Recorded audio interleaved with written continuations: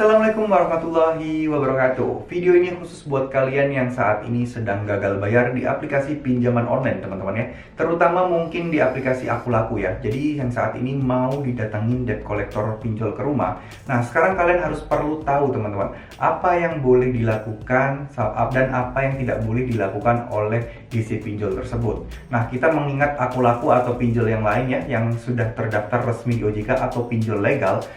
Nah, mereka mempunyai aturan baku yang tidak boleh dilanggar, teman-teman. Nah, sekarang kita akan bahas secara mendetail apa sih hak-hak kalian, apa sih hak-hak para DC pinjol ini, dan apa yang boleh dan tidak boleh mereka lakukan di rumah kalian.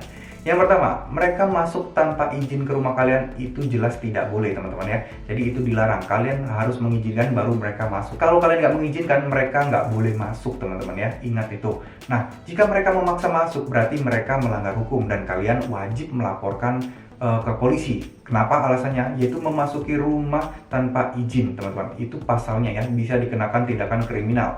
Jadi bisa dikenakan tuntutan pidana untuk itu, teman-teman. Nah, yang kedua, mereka tidak bisa berlaku kasar kepada kalian. Nah, maksudnya kasar ini apa sih? Main fisik dan lain sebagainya. Tapi ya kebanyakan untuk kata-kata kita tidak bisa menjamin ya. Pasti ada cekcok atau omongan penghinaan-penghinaan kepada kalian, di mana kalian ini harus sabar dan tetap tenang, teman-teman. Yang namanya mereka kan tujuannya adalah menekan kalian agar kalian bisa membayar. Maklum, ini adalah pekerjaan mereka dan job desk mereka itu adalah memang memberikan ketakutan atau menagih kalian. Jika kalian berhasil membayar, berarti pekerjaan mereka sukses. Jadi memang pekerjaan mereka itu dituntut untuk membuat para peminjam atau nasabah itu melakukan pembayaran, teman-teman. Jadi memang wajar aja mereka akan melakukan segala cara, tapi tetap dalam masih ada batas-batasannya ya, tidak melebihi dari itu. Nah, yang ketiga, mereka tidak boleh mengambil barang apapun di rumah kalian sebagai ganti pembayaran. Nah, ini adalah hak kalian, barang di rumah kalian itu tetap milik kalian. Jadi meskipun kalian hutang berapapun, kalau memang tidak ada perjanjian sebelumnya atau memang tidak ada keputusan pengadilan dan lain sebagainya, tidak ada masalah tentang penyitaan barang, teman-teman. Jadi kalau kalian mungkin lihat di TV ya, kalau misalnya ada rumah disita bank dan lain sebagainya, itu tentunya sudah melalui proses pengadilan atau hukum, teman-teman. Jadi nggak melulu pihak bank tiba-tiba langsung menyegel, itu nggak. Itu prosesnya sebenarnya panjang. Cuman mungkin kalau di film-film atau di sinetron itu kan beda ya. Kelihatan punya utang langsung disita, orang bank datang menyita, itu enggak ya. Sebenarnya ada keputusan pengadilan, surat perintah dari negara untuk menyita aset kalian, baru itu mereka boleh menyitanya. Jadi balik lagi, kalau mereka mau minta apapun barang yang ada di rumah kalian, tentu jangan dikasih atau kalian pertahankan sekuat tenaga. Nah, kemudian selanjutnya yang keempat. Nah, yang keempat ini teman-teman, kalian harus meminta surat tugas atau surat kuasa penagihan dari DC pinjol ini. Jadi kalau DC pinjol ini datang ke rumah kalian tidak membawa surat apapun, surat penugasan, surat kuasa penagihan, itu kalian jangan terima. Kalian abaikan saja. Kalau dia marah, mempermalukan kalian, kalian sekalian aja teriakin maling DC itu. Karena mereka nggak membawa surat nih, teman-teman. Kenapa kita harus bersikeras tentang surat ini?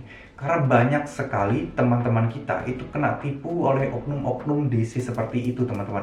Jadi mereka mengaku-ngaku dari DC pinjol tertentu dan menagih uang ke kalian. Padahal orang ini atau oknum DC ini bukan dari pinjol yang kalian pinjam.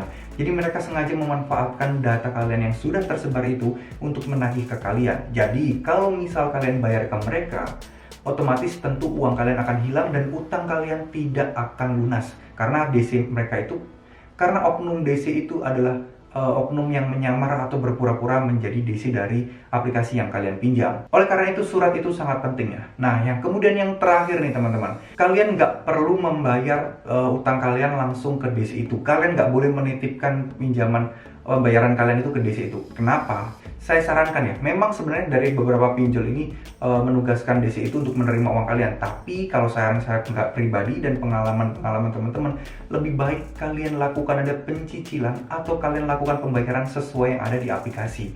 Jadi kalau memang bank transfer atas nama perusahaan di aplikasi itu, kalian lakukan lewat aplikasi aja, ikuti petunjuk aplikasi untuk pembayaran.